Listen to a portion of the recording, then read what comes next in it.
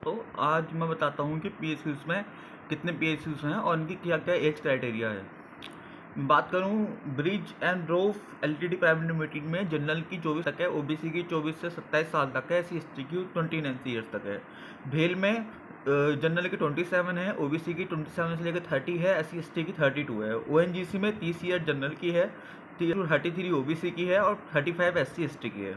अब एनटीपीसी की बात करूं तो 27 ईयर जनरल की है और 27 से 30 ओबीसी की है और 32 ईयर एसटी एसटी की है। सेल्स की बात करूं तो 30 साल जनरल की है, 30 से 33 साल ओबीसी की है और 35 साल एससी एसटी की है। आईओसीएल की बात करूं तो 26 साल जनरल की है, 26 से 29 साल ओबीसी की है और 1 साल एससी एसटी की है।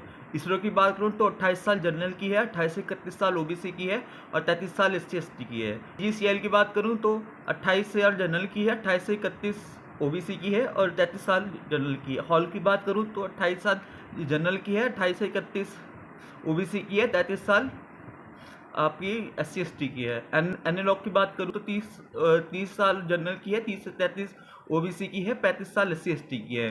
गेल की बात करूं तो 28 साल जनरल की है, 28 से 31 साल ओबीसी की है, 33 साल एससी एसटी की है। डीआरडीओ की बात करूं तो 28 साल जनरल की है, 28 से 31 ओबीसी की है, 33 साल एससी एसटी की है। डीएमआरसी की बात करूँ तो 28 साल जनरल की है, 28 से 31 ओबीसी की है और 33 साल एससी एसटी की है।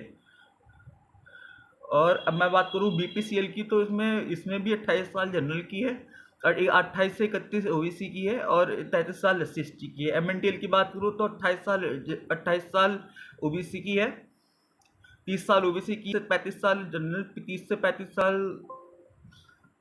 35 साल एससी एसटी की है और 30 से